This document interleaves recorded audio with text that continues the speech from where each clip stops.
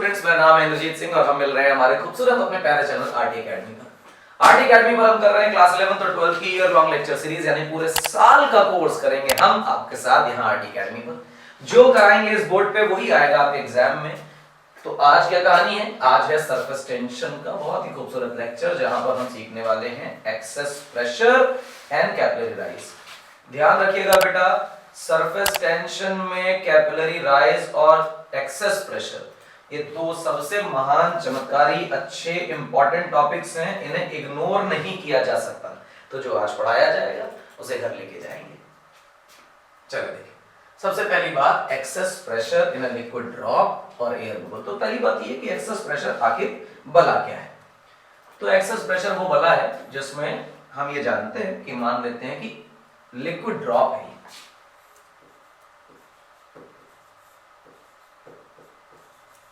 अगर हम liquid drop लें और बाहर एयर लें तो लॉजिकली सिर्फ एक इंटरफेस बनता है, और एयर बबल लें और सराउंडिंग में लिक्विड लें तो भी एक ही इंटरफेस बनता है। इसकी बजाय अगर हम सोप बबल लेते हैं तो सोप बबल में इंटरफेस के नाम पर दो चीजें बनती हैं। दो कैसे बनते हैं देखना। इंटरफेस का मतलब कहां कहां से आप इसकी सरफेस देख सकते हो। अंदर से खड़े होगे अलग सरफेस दिखाई देगी, बाहर खड़े होगे अलग सरफेस दिखाई देगी, दो अलग एक्सपोज्ड सरफेस। लेकिन अगर आप लिक्विड ड्रॉप लेते हो तो वो तो सिर्फ ड्रॉप है, बाहर तो एयर है, तो एक ही तो इंटरफेस है। अंदर से कहां से इंटरफेस है? वो तो एक ही है, अलग अलग एक्सपोज सरफेस थोड़ी है, एक ही एक्सपोज सरफेस। तो जो ये लिक्विड ड्रॉप और एयर बबल का केस है, ये एक ही है, अलग अलग डेरिवेशंस नहीं है। हम कहेंगे सिंगल इंटरफेस सिस्टम। कौन सा सिस्टम? Single interface system. और जब भी कभी सोप बबल का केस आ जाए या कोई भी दूसरा केस आ जाए जहां पे दो एक्सपोज्ड सरफेस आपको नजर आए, आप इस पे कहेंगे टू इंटरफेस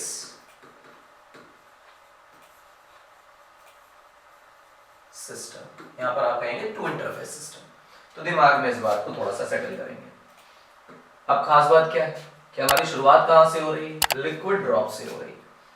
अब इस लिक्विड ड्रॉप का मतलब है कि कुछ ना कुछ प्रेशर बेटा P इनसाइड होगा, कुछ ना कुछ प्रेशर बेटा P आउटसाइड होगा। अगर हम अंदर की तरफ से सरफेस को देखें तो ये कॉनकेव होती है, और बाहर की तरफ से अगर हम सरफेस को देखेंगे तो ये आपको कॉन्वेक्स नजर आ रही है। आप ये पा रहे हैं कि कॉनकेव हुई ही इसलिए है कि अंदर का प्रेशर ज्यादा है और बाहर की तरफ फोर्स लगा के उसे धक्का मारा जा रहा है, तो वो कॉनकेव हो गई है। तो हमेशा दिमाग में इस बात को सेटल्ड रखना, क्या कि कॉनकेव के साइड का जो प्रेशर होगा वो हमेशा ज्यादा होगा कॉन्वेक्स साइड के प्रेशर से। कॉनकेव साइड का प्रेशर ज्यादा और कॉन्वेक्स साइड का प्रेशर बेटा हमेशा कम। क्लियर है मेरी बात? और जिसे हम एक्सेस प्रेशर बोल रहे हैं वो actually P inside minus P outside के बराबर है, प्रेशर के डिफरेंसेस के बराबर है। क्लियर है मेरी बात? ये जो अंदर और बाहर का डिफरेंस है प्रेशर, वो हम लिखना चाह रहे हैं। चलो देखो, इसको कुछ इस तरह सोचो कि हमने अपने ये जो लिक्विड की ड्रॉप है इसे दो हिस्सों में तोड़ लिया, दो हिस्सों में तोड़ लिया। समझ पाए? इसे कहां से तोड़ा गया? गौर से देखना, यहां डायमीटर से आधा कर दिया गया। आधा करोगे ऐसा दिखाई देगा। अब जो दो हिस्से हैं, ये कटोरियां आपस में जो जुड़ी हुई हैं, तो वो इस तरह जुड़ी है ना, तो इस पर कुछ फोर्स लग रही होगी। देखना, सरफेस टेंशन वाली फोर्स। ऐसे ये जो बगल वाली सरफेस है ना, ये इस पर इस प्रकार से फोर्स लगा रही है, ये फोर्स लगा रही है, ये फोर्स लगा रही है, ये फोर्स लगा रही है along the surface perpendicular to contact line. देखो, जब ये कटोरी बनेगी तो ऐसा जो टेंजेंट होगा ना वो अलोंग द सरफेस रहेगा, और जो पेरिफेरी बन रही है इसकी, ये इसके परपेंडिकुलर भी। लाइन तो ऐसे है ना, तो ये परपेंडिकुलर भी है। Along the surface perpendicular to line force लग रही है। ये जो फोर्स लग रही है वो कितनी है? वो है T इंटू L। तो तुम कहोगे फोर्स कितनी है? तो हम कहेंगे T into 2 pi R, R being the radius of the liquid drop। Clear है मेरी बात? T इंटू 2πr ये फोर्स है जो सरफेस टेंशन की वजह से। अच्छा एक बात आप जानते कि आउटसाइड वाला प्रेशर बेटा अंदर की तरफ फोर्स लगाएगा और इनसाइड वाला प्रेशर बेटा बाहर की तरफ फोर्स लगाएगा। अब आप इसमें जरा बहुत कॉशियसली देखें कि इस पर दो तरह की फोर्सेस और काम कर रही हैं। एक है इस दिशा में लगने वाला P inside into area, area is nothing but pi R square, cross sectional area हम लोग लिया करते हैं हमेशा, और एक फोर्स बच्चा इस दिशा में लग रही है। ठीक है मेरी बात को समझना है इस बात को। इस सेगमेंट को बहुत गौर से देखो, इस सेगमेंट को। इस सेगमेंट में तुम्हें दिखेगा कि ये जो सेगमेंट है बगल वाले को अपनी तरफ अट्रैक्ट कर रहा है। मैं अगर बनाने की कोशिश करूं तो तुम्हारे लिए एक सरफेस यहां भी बना सकता हूं इस तरह से, और इस सेगमेंट को बगल वाला जो हमारा लिक्विड ड्रॉप का हिस्सा है, अदर पार्ट, हाफ पार्ट, वो अपनी तरफ इस तरह से सरफेस टेंशन से खींच रहा है। यहां पर प्रेशर देखोगे तो आउटसाइड प्रेशर, और यहां प्रेशर देखोगे तो इनसाइड प्रेशर। अब तुम तुरंत जान गए कि सर आउटसाइड प्रेशर ने इधर फोर्स लगाई और इनसाइड प्रेशर ने इधर फोर्स लगाई। ये जो फोर्स 1 या इन लिख लें इसे, ये जो फोर्स आउट है वो कितनी कितनी है? तो तुम कहोगे फोर्स इनसाइड बराबर pressure inside into pi R square cross sectional area, और फोर्स आउटसाइड देखोगे तो लिखोगे P outside into again cross sectional area pi R square. तो बेटा ज्यादा फोर्स देखो, प्रेशर इनसाइड ज्यादा है, प्रेशर आउटसाइड कम है, तो ज्यादा फोर्स इधर लग रही है और कम फोर्स इधर आ रही है। अब अगर फोर्स नेट आ रही है तो इसका मतलब ये तो फैलता चला जाएगा, फूट जाएगा कभी ना कभी। लेकिन अगर तुम्हारे पास ड्रॉप है और वो फिक्स्ड है और वो फैल नहीं रही, रुकी हुई है, तो लॉजिकली ये जो सरफेस टेंशन वाली फोर्स है ना, ये सरफेस टेंशन वाली फोर्स इस आउट वाली फोर्स को सपोर्ट कर रही है। गौर से देखो, देखो ये राइट में है, देखो ये फोर्स राइट में है, और आउट वाली फोर्स को भी तुम देखोगे, पी आउट वाली फोर्स को, वो भी राइट में होगी और इनसाइड वाली लेफ्ट में। और इसी वजह से हमें इक्विलिब्रियम मिल रहा है। तो इक्विलिब्रियम के केस को बहुत गौर से देखा जाए। इक्विलिब्रियम के केस में आप पाएंगे कि जो इनसाइड वाली फोर्स है वो आउटसाइड वाली फोर्स और सरफेस टेंशन वाली फोर्स के सम के बराबर है। तो हम यहां लिखेंगे बेटा P in into pi R square equal to P out into pi R square plus surface tension वाली फोर्स कितनी है T इंटू 2 पाई आर। अब बेटा इसको उधर ले जाओ तो क्या लिखोगे P in minus P out, और बाहर आपने लिखा बच्चा पाई आर स्क्वायर, ये आ गया T into 2 pi are.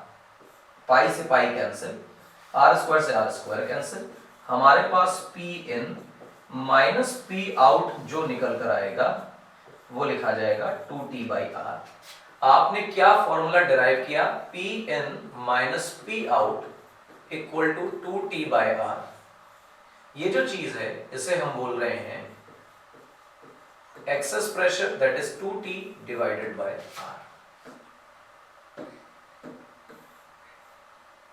Access pressure ये रहा सो बबल नहीं, एयर बबल और लिक्विड ड्रॉप में excess pressure that is 2T by R. Single surface अगर कोई स्फेरिकल टाइप की बॉडी आपके पास है लिक्विड की, तो उसमें एक्सेस प्रेशर रहेगा 2T बाई आर। कॉन्सेप्ट जो सिखाया वही हमारे एयर सो बबल में चलता रहेगा। सो बबल में भी वही कहानी कि सबसे पहले सो बबल को तोड़ लीजिए। कैसे तोड़ ले सर? ऐसे तोड़ लीजिए, और उसके बाद आप इसमें बढ़िया तरीके से इस बबल को कंप्लीट कर लीजिए। हेमिस्फेरिकल बॉल को बीच से काट लिया गया, ध्यान रखिएगा इसमें गड़बड़ नहीं होनी चाहिए, बीच से काटा गया।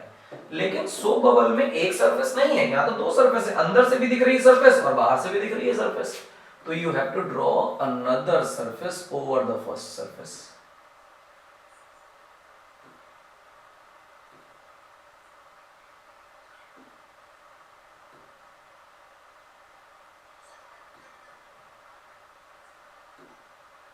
इस तरह से, और फिर इसे बनाएंगे तो बिल्कुल बगल बगल से ईमानदारी से पास पास से लेते आएंगे बड़े कॉशियसली, ताकि बहुत डिफरेंस ना दिखाई दे, और यहाँ कर जोड़ देंगे। अब आप देखें तो आप कहेंगे यहाँ पर कहीं प्रेशर P आउट है और यहां प्रेशर पी इन है। इनसाइड प्रेशर ने इधर फोर्स लगाई, फोर्स इन, और आउटसाइड प्रेशर ने इधर फोर्स लगाई, फोर्स आउट। तो जो डिफरेंस होगा फोर्स का वो एफ इन माइनस एफ आउट होगा। सबको पता है कि प्रेशर अंदर वाली ज्यादा है, तो आप लिख रहे हैं एफ इन की value that is P inside into pi R square, और एफ आउट की वैल्यू क्या लिख रहे हैं बेटा, लिख रहे हैं P out into pi R square. आप जानते हैं कि एफ इन बड़ा है एफ आउट से, और अगर इस सिस्टम को इक्विलिब्रियम में रखना चाहते हो तो कोई दूसरा सिस्टम चाहिए जो इस पे फोर्स लगाए। अगेन सरफेस टेंशन की force perpendicular to line along the surface लग रही है, और इस बार जो लाइन है वो बेसिकली बेटा दो है। एक तो ये जो बाहर वाली सरफेस मैं अभी बना रहा हूं, इस पर फोर्स लग रही है, और एक मेरे बच्चों वो अंदर वाली सरफेस जो है ना, जिसको सोप बबल के अंदर से घुस के देखा जा सकता है, उस पर भी तो लग रही। तो ये अंदर वाली सरफेस पे भी फोर्स है, तो दोनों सरफेसेस पे फोर्स है। और अगर मैं फोर्स देखूं तो एक सरफेस पे होगी T into two pi R periphery, लेकिन तुम्हारे पास एक सरफेस नहीं, इस बार तो दो दो सरफेस है, तो तुम 2 से मल्टीप्लाई कर लोगे टोटल फोर्स के लिए, और फिर कह दोगे कि एट इक्विलिब्रियम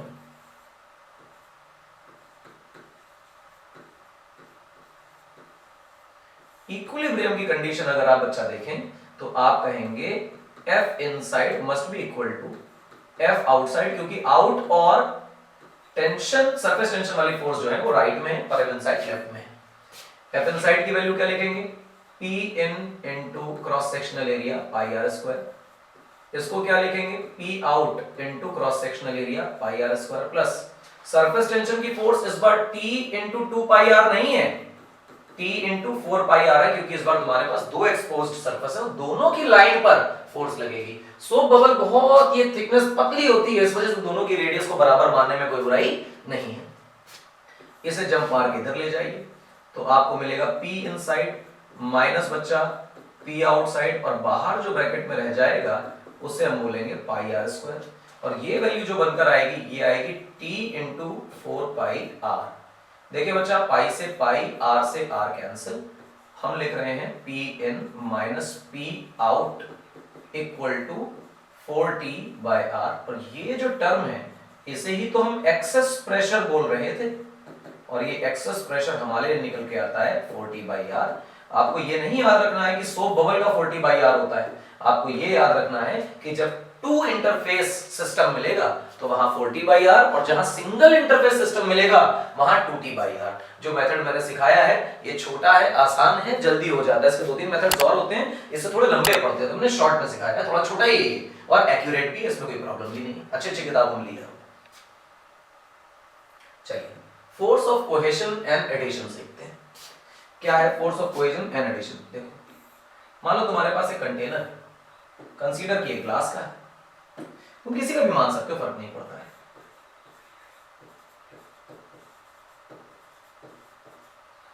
कंटेनर ग्लास का कंसीडर करते हैं, और अंदर जो है हमने लिक्विड भर लिया, और लिक्विड की कहानी थोड़ी अलग कर ली, इसका मटेरियल अलग है। लिक्विड मान लेते हैं कि ये वाटर भरा हमने, तो अब 3 तरह के फोर्सेस आपके सामने आएंगे, ठीक। इंटरमोलिकुलर फोर्सेस की बात हो गई,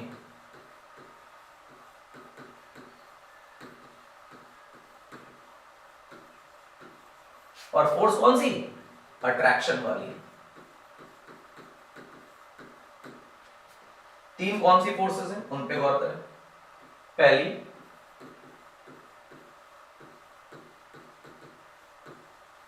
force between molecules of first glass and glass. मैं जिस केस में आपको करके दे रहा हूं उस तरह के कितने भी केस आप बना सकते हैं। दूसरा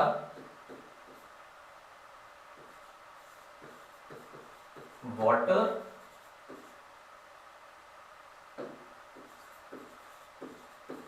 एंड वाटर, और तीसरा अगर आप बेटा देखोगे तो आप पाओगे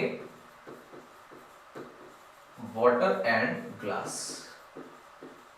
मतलब ग्लास का जो मॉलिक्यूल है वो ग्लास के मॉलिक्यूल को अट्रैक्ट कर रहा है, वाटर का मॉलिक्यूल वाटर के मॉलिक्यूल को अट्रैक्ट कर रहा है, और जब ये ग्लास के पास वाटर का मॉलिक्यूल जाता है तो ये दोनों एक दूसरे को अट्रैक्ट करते हैं। तीन तरह के फोर्सेस हमारे पास है। पहले दो अट्रैक्शन फोर्सेस जब आप देखेंगे तो आप पाएंगे दोनों के दोनों जो मॉलिक्यूल्स हैं, ग्लास और ग्लास का molecule same, water and water का मॉलिक्यूल सेम, तो सिमिलर मॉलिक्यूल्स के बीच में फोर्स लिखी जा रही है। अगर फोर्स सिमिलर मॉलिक्यूल्स के बीच में हो तो ये कहलाएगी कोहेसिव फोर्स। बच्चे भ्रम में रहते हैं कि कोहेसिव शायद रिपल्शन की फोर्स है, जबकि ये अट्रैक्शन की ही फोर्स है। और जो डिफरेंट मॉलिक्यूल्स के बीच में फोर्स आ गई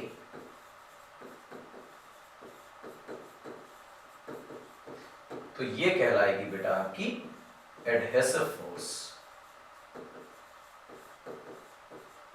अब डिफरेंट पेयर्स के लिए एडहेसिव और कोहेसिव फोर्सेस की वैल्यूज अलग अलग हो सकती हैं।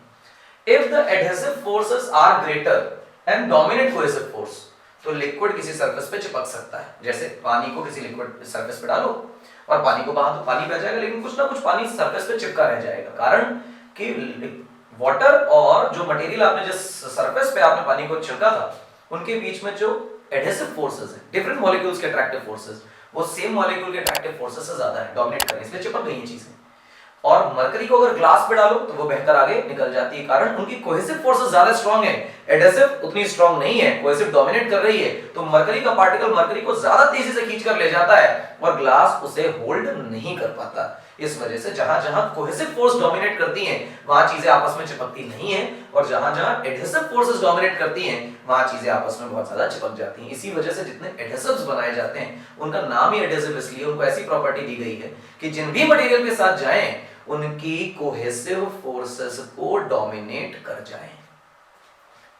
तो ये एडिशन एंड कोहेजन का केस है। इस एडिशन एंड कोहेजन से आपको मेनिस्कस और एंगल ऑफ कांटेक्ट मिलता है। जैसे आपको छोटे सा केस बताते हैं। मान लीजिए कि आपने ग्लास लिया, मतलब कंटेनर लिया, ग्लास का मान लेते हैं कि केस ग्लास और वाटर का, ग्लास और मरकरी का ही ज्यादा लेना है। ये अब आप इसमें बेटा क्या कर रहे हैं, लिक्विड भर रहे हैं। आपने मान लीजिए वाटर और ग्लास का ही केस ले लेते हैं ना, क्योंकि वही कोर्स में ज्यादातर पूछा जाता है तो नाम लेके बात करने में ज्यादा अच्छा लगता है। तो इस तरह से आप फटाफट से लिक्विड भर लीजिए इसमें, इस तरह से। तो जो कंटेनर है वो बेटा ग्लास का है और जो लिक्विड भर रखा है बेटा वो वाटर भर रखा है। आप इस बात को जानेंगे कि वाटर और ग्लास के केस में फोर्स ऑफ एडहेजन जो है वो डोमिनेट करता है फोर्स ऑफ कोहेजन को। तो इसका मतलब ये हुआ कि ग्लास में पानी चिपका रह जाना चाहिए। मैं तो तुमसे ये कह रहा हूं कि इस कांटेक्ट की बातें करो, यहाँ का पार्टिकल इसे भी अट्रैक्ट करेगा, बगल वाले को भी करेगा और दूर वाले को भी करेगा और दूर वाले को भी करेगा, और तुम पाओगे कि एडहेशन जो है वो जीत रहा है, कोहेजन हार रहा है। तो वाटर के मॉलिक्यूल्स अपने भाइयों को रोक नहीं पाएंगे और अंततोगत्वा एक ऐसी सिचुएशन आएगी जहां पर इस प्रकार की एक सरफेस बन जाएगी जो कोने से ग्लास के अट्रैक्शन की वजह से जो वाटर आपने भरा हुआ है ये थोड़ा सा ऊपर की तरफ उठ जाएगा, बेंट हो जाएगा। थोड़ा गाढ़ा करके दिखा दे रहा हूं आपको ताकि जो सरफेस है बहुत क्लियर दिखाई दे। आप देखेंगे कि सरफेस कर्व हो गई, ऊपर से देखने पे आपको कॉनकेव दिखने लगी। ठीक, जहां एक्सपोज्ड है वहां से कॉनकेव दिखने लगी। आप कांटेक्ट की सरफेस पे जहां कांटेक्ट हो रहा है वहां पे एक टेंजेंट डालिए। लिक्विड की सरफेस पे टेंजेंट डालना है बेटा, ध्यान रखना। और कहां टेंजेंट डालना है, जहां पर ये सरफेस के साथ कांटेक्ट में आ रही है। तो जहां लिक्विड है अंदर वाला पोर्शन ये कहलाता है एंगल ऑफ कांटेक्ट।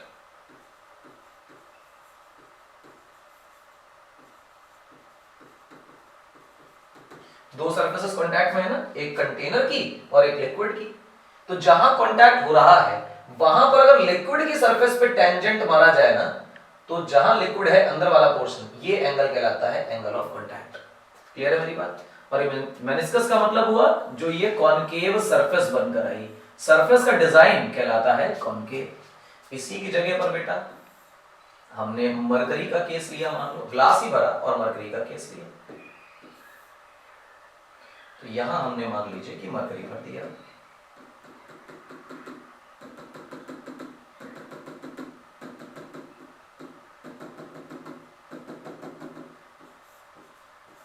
ये ग्लास है और जो लिक्विड अंदर भरा है वो मरकरी है। मरकरी के केस में आप पाते हैं कि फोर्स ऑफ कोहेजन जो है वो स्ट्रांगली डोमिनेट करती है फोर्स ऑफ एडहेजन को, यानी एडहेसिव फोर्स बहुत वीक है। तो मरकरी आपस में इस, जैसे यहाँ पे लिक्विड मरकरी ग्लास से चिपक रहा है, ये साइड की मरकरी चाहेगी नहीं कि हम ग्लास से चिपके, क्योंकि वो अपने पास ही रहना चाहेगी। इस वजह से ऐसा पाया जाएगा कि ये जो सरफेस है कुछ इस तरह से नीचे की तरफ, जैसे वाटर जो है वो ऊपर की तरफ राइज किया था, ये नीचे की तरफ मुड़ जाएगी। हर कॉर्नर से जहां जहां कांटेक्ट हो रहा था ग्लास की सरफेस से, उससे मरकरी अपने आप को और दूर खींचेगा। तो एक काम करिए, टेंजेंट डालिए, कहां पर, जहां लिक्विड की सरफेस ग्लास की सरफेस से कांटेक्ट में है, और फिर दोनों सरफेसेस के बीच का एंगल लिखिए, और एंगल वहां लिखिए जहां पर पानी या लिक्विड है। मरकरी जहां है वहां लिखिए, ये वाला एंगल नहीं लेना, जहां लिक्विड है वहां का एंगल लेना है। ये फिर से आपका कहलाया एंगल ऑफ कांटेक्ट। और ऊपर से देखने पर ये जो सरफेस बन रही है ये कॉन्वेक्स बन रही है। आपके दिमाग में तुरंत आना चाहिए, कॉन्केव बनने का मतलब एडिशन जीत रहा है, कॉन्वेक्स बनने का मतलब कोहेजन जीत रहा है। जहां जहां पे एडिसिव फोर्सेस डोमिनेट करेंगे वहां कॉन्केव सरफेस आएगी, जहां जहां पर कोहेसिव फोर्सेस डोमिनेट करेंगी वहां पे कॉन्वेक्स सरफेस आएगी। कॉन्वेक्स सरफेस आएगी तो आपको दिखाई दिया कि कॉन्केव मेनिस्कस बनेगा तो थीटा लेस देन 90 डिग्री आ रहा है, और कॉन्वेक्स सरफेस बन रही मेनिस्कस बन रहा है तो थीटा ग्रेटर देन 90 डिग्री आ रहा है। और जिस वक्त भी एंगल ऑफ कांटेक्ट जो है वो 90 डिग्री से कम दिया हो, आपके दिमाग में आना चाहिए कि एडिशन फोर्स डोमिनेट कर रही है, कोहेजन फोर्स डोमिनेट हो रही है। जब भी 90 डिग्री से ज्यादा आपको कांटेक्ट का एंगल दिया हो तो आपको पता होना चाहिए कि कोहेजन की फोर्स जीत रही है और एडिशन की फोर्स हार रही है, यानी यहां पर चिपचिप तो होने ही वाली है। चिपचिप होने वाली है का क्या मतलब है? चिपचिप होने वाली है का मतलब ये है कि हमारा लिक्विड जो है वो सरफेस से चिपक जाएगा, और यहां पर नो चिपचिप, क्योंकि यहां पर लिक्विड सरफेस से नहीं चिपकेगा। लिक्विड सरफेस के साथ कांटेक्ट में रहना ही नहीं चाहता, कोई फोर्स ज्यादा है, लिक्विड सारा बहकर चला जाएगा। इस वजह से हम पाते हैं कि मरकरी ग्लास में नहीं चिपकती, बल्कि जो हमारा वाटर है वो ग्लास के सरफेस पर चिपक जाता है। ये है meniscus and angle of contact. अब जो चर्चा है वो इसके बाद है excess pressure in curved surface की। फिर हम पढ़ेंगे थोड़ा सा कैपिलरी और कैपिलरी राइज इनसफिशिएंट लेंथ, और खेल खल्लास पूरे चैप्टर का। सस्ता चैप्टर, छोटा है, आसानी से हो जाएगा। चलिए देखते हैं excess pressure in curved surface. हालांकि कर चुके हैं लेकिन फिर भी एक छोटा सा ओवरव्यू देता हूं दोबारा, क्योंकि कैपिलरी राइज में यही काम करेगा। चलिए स्टार्ट करते हैं। Excess pressure in curved surfaces, जब भी कभी लिक्विड हो और दूसरे साइड कोई एयर का इंटरफेस दिख जाए, लिक्विड और एयर का इंटरफेस, तो आपको सिर्फ मेनिस्कस पे ध्यान देना है बेटा।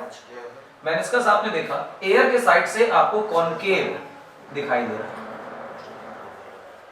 और यहां पर देखें एयर के साइड से आपको कॉन्वेक्स दिखाई दे रहा है। और इस लास्ट वाली स्लाइड में आपको दिखाई देगा कि ये प्लेन सरफेस है। आप ये बात जान चुके हैं कि प्रेशर जो है वो कॉनकेव साइड में हमेशा ज्यादा रहता है, और सरफेस टेंशन में ये थ्योरम हमेशा याद रखनी होती है, और प्रेशर कॉन्वेक्स साइड में कम होता है। इसका प्रॉपर प्रूफ हमने लास्ट पार्ट में किया भी। तो यहां पर लिखने के लिए हमेशा आता है कि प्रेशर ए का ज्यादा होगा प्रेशर बी से। यहां पर देखें बी का प्रेशर ज्यादा होगा प्रेशर ए से, कारण कॉनकेव साइड में प्रेशर ज्यादा होता है, क्योंकि प्लेन सरफेस आ गई है, मेनिस्कस कहीं भी बेंड नहीं हो रहा, तो दोनों साइड की फोर्सेस बैलेंस हो रही हैं, और प्लेन सरफेसेस में प्रेशर आपस में बराबर हो जाते हैं। तो ये बात दिमाग में जरूर रखनी है, इस तरह से विचार करना है। अगली स्टोरी देखिए, नई चीज आती है, कैपिलैरिटी क्या होती है। अभी फिलहाल इस सेगमेंट को भूल जाइए और ये याद रखिए कि कैपिलरी पढ़ने जा रहे हैं। तो कैपिलरी देखो क्या होता है।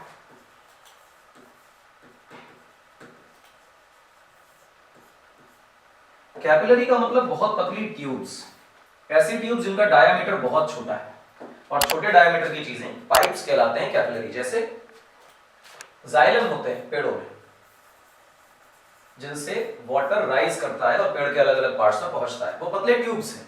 जैसे दिए में जब हम उसमें रुई डालते हैं तो रुई को मसल कर डालते हैं ताकि रुई बहुत पतली हो जाए, उसके बीच में पतले पतले पोर्स होते हैं, वो छोटे पाइप जिनका डायामीटर माइक्रॉन्स में है, वो कैपिलरी कहलाते हैं। और ये कैपिलरीज जो होती हैं ये क्या काम करती हैं वो देखिए। कैपिलरी को अगर जूम करके देखें तो कुछ ऐसी दिखाई देगी कि पतले पतले ट्यूब्स हैं। हालांकि हमने इसे जूम कर लिया है इसलिए मोटा दिखाई दे रहा है, लेकिन है बहुत पतला, माइक्रॉन्स में इनका साइज है, जैसे रुई के बीच में पोर्स होते हैं। इन कैपिलरीज को अगर किसी लिक्विड में डुबो दिया जाए तो लिक्विड सरफेस टेंशन की प्रॉपर्टी की वजह से इसमें खुद ऊपर राइज करने लग जाता है, खुद ऊपर चढ़ने लग जाता है, और हम कहते हैं कि कैपिलरी राइज हो रही है, कैपिलरी एक्शन हो रहा है। तो यहां से जो लिक्विड होगा वो धीरे धीरे अपने आप इसमें ऊपर राइज करने लग जाएगा, और किसी एक लिमिट तक राइज करेगा डिपेंडिंग ऑन कि डायामीटर ऑफ द कैपिलरी कितना है, कि किसी हाइट तक अपने आप राइज कर जाएगा। और कैपिलरी का जो शेप रहेगा यहाँ पर मेनिस्कस का शेप ऐसा कॉनकेव टाइप का रहेगा। ये कहलाता है कैपिलरी एक्शन। जब हम दिए में तेल भरते हैं फिर उसमें रुई लगाते हैं, रुई बाहर गिरे रहती है, हम आगे के पार्ट को जला रहे होते हैं, तेल अंदर होता है, वो इन कैपिलरीज के थ्रू ही राइज करके ऊपर आता है और वो जलता है। यही लैंप में होता है, जो कपड़ा नीचे तेल में डूबा होता है, उसके छोटे छोटे पोर्स इन कैपिलरीज से तेल ऊपर आता है और ऊपर के हिस्से में हम वही फ्यूल जला रहे होते हैं, हम कभी कपड़ा नहीं जलाते। तो ये कैपिलरी एक्शन कहलाता है। इस कैपिलरिटी के यूज क्या क्या है? 7-8 यूज लिखे हैं, 2-4 बहुत इंपॉर्टेंट है। जैसे कॉटन विक में लैंप में ऑयल राइज करता है, जो अभी बताया। किसी भी पेन की निब तक इंक का आना कैपिलरी राइज का ही केस है। ब्लोटिंग पेपर कैपिलरी एक्शन से ही सारे के सारे इंक को या लिक्विड को एब्जॉर्ब कर लेता है। कभी भी कोई टॉवल हो उससे आप अपने बॉडी को पोंछ रहे हो तो कैपिलरी एक्शन से ही ये सोक करता है वाटर को। इसके अलावा प्लांट में जाइलम्स के थ्रू जो लिक्विड पहुंचता है हर पार्ट में, वो भी कैपिलरी एक्शन की वजह से ही पहुंचता है। इंपॉर्टेंट पार्ट होता है, ये पेपर में पूछा जाता है ये सेगमेंट, ठीक है ना। और ये ऑयल वाला भी पूछा जाता है आगे पेपर में, इसका रीजन एक्सप्लेन करने के लिए। इसके अलावा ये देखें, एक सरफेस वाला केस लिखा हुआ है, due to capillary action water rises to the surface of soil in the fields and gets evaporated. हमेशा ध्यान दो, जो जमीन के अंदर पानी है वो कैपिलरी एक्शन से ऊपर ऊपर ऊपर आता रहता है और फिर एक्सपोज्ड सरफेस से ये इवेपोरेट हो जाता है। यही केस आपको देखने को मिलता है मटके में, जो आप घर में घड़ा यूज करते हैं उसमें पहले कैपिलरी राइज होता है और उसके बाद इवेपोरेशन का केस आता है। देखें, कैपिलरी राइज हुई, यहां पर पानी आपने भर रखा है पूरे में, और आप पाएंगे कि यहां पर बहुत छोटे छोटे पोर्स हैं, तो लिक्विड इन पोर्स से कैपिलरी राइज करके बाहर की सरफेस तक आ जाते हैं, बाहर की सरफेस तक आ जाते हैं, बाहर की सरफेस तक आ जाते हैं, और फिर इस एक्सपोज्ड सरफेस से इवेपोरेट होते हैं, और इवेपोरेशन कॉजेस कूलिंग इफेक्ट, तो मटका हो जाता है ठंडा, उस मटके के साथ पानी भी हो जाता है ठंडा। यही कारण है कि प्लास्टिक की बाल्टी में अपने आप पानी ठंडा नहीं होता, लेकिन मिट्टी की बाल्टी में यानी मटके में पानी ठंडा हो जाता है। तो दो केसेस वहां पर होते हैं, सेकेंड पार्ट इज इवेपोरेशन और first part is capillary rise. Capillary rise बहुत इंपॉर्टेंट चीज है। कैसे कैपिलरी राइज होता है, किन किन फैक्टर्स पे डिपेंड करता है, वो हम लोग देख लेते हैं। देखो भाई,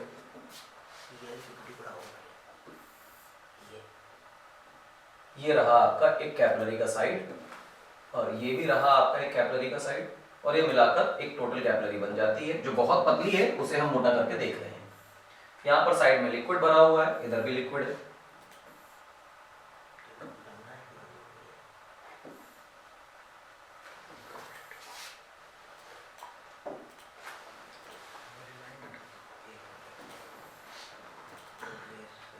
ये देखिए, लिक्विड भर दिया हमने। अब क्या होगा, इसमें से कुछ ना कुछ लिक्विड ऊपर चढ़ता रहेगा। ऊपर कैसे चढ़ेगा समझना। कैपिलरी किसी ना किसी मटेरियल की बनी, लिक्विड भी कोई मटेरियल है, दोनों के बीच में दो तरह की फोर्सेस हैं, एक कोहेसिव और एक एडहेसिव। कैपिलरी राइज करने के लिए नेसेसरी बात यह है कि एडहेसिव फोर्सेस डोमिनेट करनी चाहिए। तो हम ये कहेंगे कि force of adhesion must dominate force of cohesion.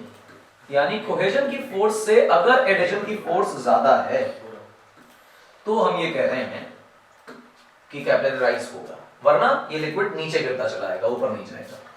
तो इस तरह से ऐसा होगा। और हम पहले देख चुके थे, शायद अभी 10 मिनट पहले ही हम लोगों ने देखा हुआ है कि जब भी कभी एडहेजन ज्यादा होगा तो जो मेनिस्कस होगा वो कॉनकेव साइड का बनेगा, कॉनकेव टाइप का बनेगा। इस तरह का मेनिस्कस हमारा बन गया, ये रहा। ठीक है, कितना राइज किया तो हम सोच लेते हैं कि h राइज किया, ये h। और जो ये मेनिस्कस है रहेगा तो किसी तरह का स्फेरिकल। अब ये स्फेरिकल मेनिस्कस जो हमने बनाया, इसमें हम लोग एक इमेजिनरी स्फीयर यहाँ पे ड्रॉ कर लेते हैं ताकि उससे ये अंदाजा लग जाए कि लगभग इसी टाइप का स्फेरिकल सरफेस हमारे पास बनकर मेनिस्कस में आई है। हमने इमेजिनरी स्फीयर बना, इसको बना लिया, आगे बढ़ा लिया।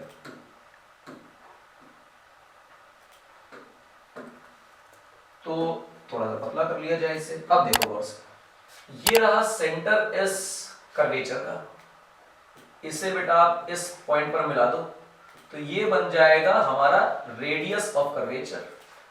और आप पाओगे कि कुछ ना कुछ तो रेडियस हमारे इस कैपिलरी का भी होगा, जिसको हम स्मॉल आर बोल रहे हैं। एक टेंजेंट ड्रॉ करके देखो यहां पर कॉन्टैक्ट सरफेस पे। जब तुम एक टेंजेंट ड्रॉ करोगे तो तुम ये पाओगे जो अंदर का एंगल है ये एंगल ऑफ कॉन्टैक्ट है। अब देखो यहां से एक ऐसी लाइन और इस पे एक परपेंडिकुलर एक बढ़िया सा ट्रायंगल बन जाता है हमारे पास। ये थीटा, तो ये 90 माइनस थीटा, ये 90 माइनस थीटा, और ये रेडियस और ये टेंजेंट है तो लॉजिकली ये आ गया थीटा। क्लियर है मेरी बात? सिंपल थीटा निकाल लिया आपने। अगर ये थीटा आपको पता है तो फिर आपको ये भी पता है कि ये जो स्मॉल आर यानी कि कैपिलरी की रेडियस है वो इस रेडियस ऑफ कर्वेचर से cos थीटा से रिलेटेड भी है। तो आपको लिखना चाहिए cos theta equal to base upon hypotenuse. तो r की वैल्यू क्या आ गई? r अपॉन cos थीटा, ये रहा। तो कितना रेडियस ऑफ कर्वेचर आ रहा है वो एंगल ऑफ कॉन्टैक्ट से पता चलेगा कि मेनिस्कस कितना शार्पली कर्व्ड है। ठीक, अब क्या करना है, इसे जूम करके देखो। इतने हिस्से को जब जूम करके देखोगे तो तुम्हें ये ऐसा सर्कुलर और नीचे से ऐसा कटोरी टाइप का हेमिस्फेरिकल टाइप का दिखाई देगा, और इसके नीचे ये रहा। हम कह रहे हैं यहां पर कितना प्रेशर है, एक्सपोज्ड है तो P नॉट एटमॉस्फेरिक प्रेशर होना चाहिए। ठीक, इसको हटाते हैं, वहीं लिखते हैं। देखो यहां पर कितना प्रेशर इस C पॉइंट पर, तो तुम कहोगे P नॉट प्रेशर है। यहां पर कितना प्रेशर, देखो अंदर, यहां पर प्रेशर बोल देते हैं कि PB है। यहां पर भी P नॉट प्रेशर है, तो इस लेवल पे यहां पहुंच जाओगे तो यहां भी P नॉट प्रेशर रहेगा। इस लिक्विड से अगर तुम ऊपर चढ़ जाते हो तो जैसे जैसे तुम ऊपर चढ़ोगे प्रेशर घटेगा, तो PB जो होगा बेटा वो PB कहलाएगा एटमॉस्फेरिक प्रेशर, क्योंकि नीचे से ऊपर जा रहे हैं इस वजह से प्रेशर घट रहा है, रो जी एच। और ये वो h हाइट है जितना हाइट तक हमारी कैपिलरी राइज कर गई, तो राइज इन कैपिलरी ऐसे लिख लेना चाहिए।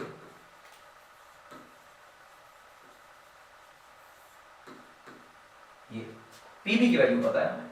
एक बात हम जानते हैं कि कॉनकेव साइड का प्रेशर ज्यादा और कॉन्वेक्स साइड का प्रेशर कम होता है। तो ये जो पॉइंट है हमारा A और नीचे का पॉइंट B, इनमें कितना प्रेशर डिफरेंस है, तो तुम PA माइनस PB लिखो। तो PA की वैल्यू को तुम लिखोगे P नॉट और PB की वैल्यू तो तुम निकाल चुके हो, तो minus P not plus row G H. P not से P नॉट कैंसिल, तो जो प्रेशर डिफरेंस है वो बेसिकली इस हाइट के बराबर ही आ रहा है। और किसी भी मेनिस्कस में जो कि कॉनकेव या कॉन्वेक्स साइड की हो, उसमें दोनों साइड के जो प्रेशर का डिफरेंस होता है वो कहलाता है एक्सेस प्रेशर। तो जो एक्सेस प्रेशर इस केस में हमारे लिए निकल कर आता है वो रो जी एच। तो बेटा आ जाओ रो जी एच लिख लो। एक्सेस प्रेशर बिकम्स रो जी एच। और फिर इस एक्सेस प्रेशर को तुम सोचो ये सिंगल इंटरफेस सिस्टम है या टू इंटरफेस सिस्टम है, तो तुम इसको देखोगे तुरंत कहोगे सिंगल इंटरफेस है, नीचे लिक्विड है ऊपर एयर है, एक ही सरफेस बन रही है, दो साइड से तो देखा नहीं जा सकता। और सिंगल इंटरफेस की कहानी होती है 2T/R, और ये रहा रो जी एच। और ये R में अब ये थोड़ा सा ड्रामा है कि हमारे पास दो तरह की रेडियस है, एक कैपिलरी की और एक कर्वेचर की। तो तुम इतना जानते हो कि जो कर्वेचर है उसी का रेडियस ऑफ कर्वेचर हमें लेना है 2T/R में। कैपिलरी से हमें क्या मतलब, हम तो एक्सेस प्रेशर लिख रहे हैं, ROC ऑफ मेनिस्कस। ये इंपॉर्टेंट है, जब आप नोट्स बनाएं तो उसमें ये बात मार्क करके लिखे, वरना बच्चे इसमें कंफ्यूज होते हैं। चलो आगे देखो, लिखा गया 2t upon r equal to rho G H, जिससे h की जो वैल्यू है बेटा वो आ रही है 2t अपॉन r रो जी। अब r की वैल्यू, मेनिस्कस का रेडियस ऑफ कर्वेचर क्या है, ये मुश्किल बात है कैलकुलेट करना, लेकिन जो आपके पास कैपिलरी है वो तो फिक्स्ड है, उसका रेडियस तो आप आसानी से कैलकुलेट कर सकते हैं या मेजर कर सकते हैं। तो बस r को रिप्लेस करना है r के टर्म में। यहां से आप देखें क्या लिखा गया, 2t अपॉन r की जगह लिखा गया r अपॉन cos थीटा, और नीचे लिखा गया बेटा रो जी। और ये जो चीज आपके लिए h निकल कर आ रही है, ये कहला रही है आपकी कैपिलरी राइज। इतने हाइट तक कैपिलरी राइज करेगी, राइज इन कैपिलरी।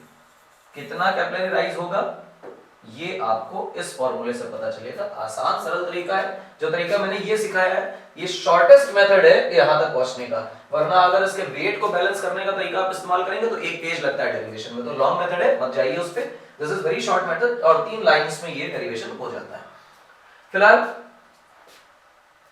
ये सब कुछ हुआ कैसे, इस पे भी थोड़ा सा कमेंट होना चाहिए कि आखिर हम लोगों ने जो कैपिलरी राइज कराया वो कैपिलरी राइज आखिर हुआ क्यों।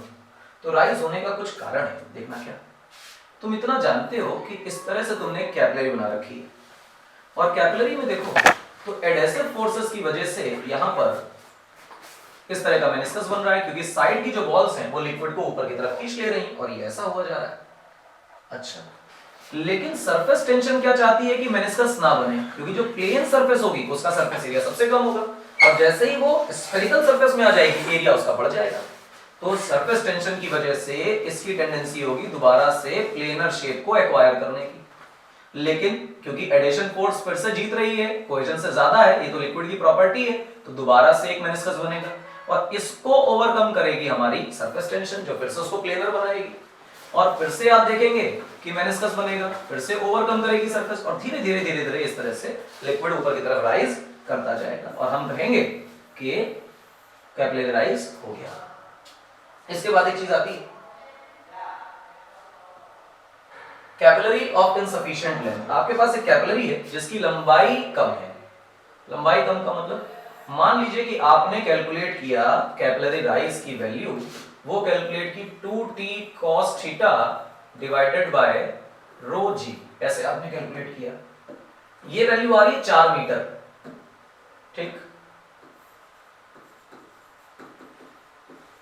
लेट्स से कि ये h की वैल्यू 4 मीटर है, और जो टोटल कैपिलरी की लेंथ आपको दी जा रही है वो 3 मीटर दी जा रही है, यानी जितना राइज होना है उससे कम कैपिलरी है, तो हम कहेंगे इनसफिशिएंट लेंथ की कैपिलरी। तो क्या होगा, पानी चढ़ते चढ़ते क्या बाहर गिरने लग जाएगा, तो हम ये कहते हैं कि liquid do not overflow.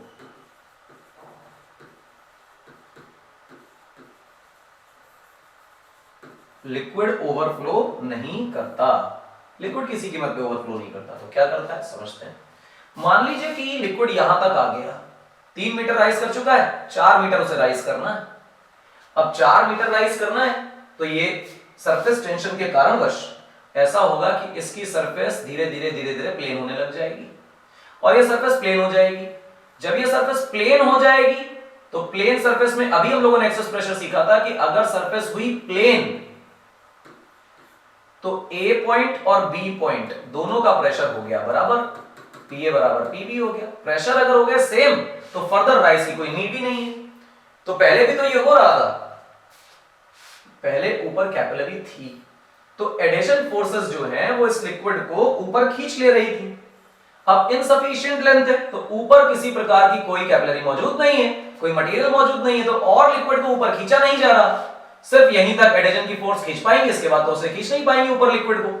Surface tension एक बार अगर प्लेन कर दे सरफेस को तो एक्सेस प्रेशर खत्म हो जाएगा, एक्सेस प्रेशर खत्म होगा तो फिर फर्दर कैपिलरी का राइज पॉसिबल नहीं है। इस वजह से लिक्विड कभी भी ओवरफ्लो नहीं करता, और ये एक्सप्लेनेशन एक इंपॉर्टेंट एक्सप्लेनेशन है, पेपर में पूछी जाती है। मेनिस्कस प्लेन हो जाता है और फर्दर एडेसिव फोर्सेस इसे ऊपर खींच नहीं पाती। तो ये दो बातें, लेकिन क्यों होती है बात खत्म। इस तरह से कैपिलरी ऑफ इनसफिशिएंट लेंथ में बस यही कमेंट करने के लिए आता है कि लिक्विड ओवरफ्लो करता है या नहीं करता, तो बिल्कुल अपने आप लिक्विड ओवरफ्लो नहीं करता। ना करने का कारण लिक्विड ऊपर राइज करना चाहता है, ऊपर ट्यूब नहीं है तो एडेसिव फोर्सेस उसे खींच नहीं पाएंगे, अट्रैक्ट नहीं कर पाएंगी, ऊपर नहीं ले जा पाएंगी, और सरफेस टेंशन मेनिस्कस को धीरे धीरे कॉन्केव से प्लेन कर देगा, और जैसे ही प्लेन होगा रेडियस ऑफ कर्वेचर इनफाइनाइट होगा तो एक्सेस प्रेशर जीरो हो जाएगा, प्रेशर का डिफरेंस नहीं होगा तो लिक्विड फ्लो नहीं करेगा, रुक जाएगा, ओवरफ्लो नहीं होगा। फिलहाल ये था अपना सरफेस टेंशन का पूरा कॉन्सेप्ट, पूरी डिटेल, इससे ज्यादा नहीं पूछी जाती, जितना पढ़ाया है मच मोर देन सफिशिएंट। अगले लेक्चर में करेंगे विस्कोसिटी बेटा, एक लेक्चर में विस्कोसिटी पूरी खत्म होगी और उसके बाद हम लोग करेंगे थर्मोडायनामिक्स। फिलहाल थैंक्स फॉर वाचिंग अगेन। पूरे साल का कोर्स देखने के लिए हमें आरटी एकेडमी को सब्सक्राइब करिए।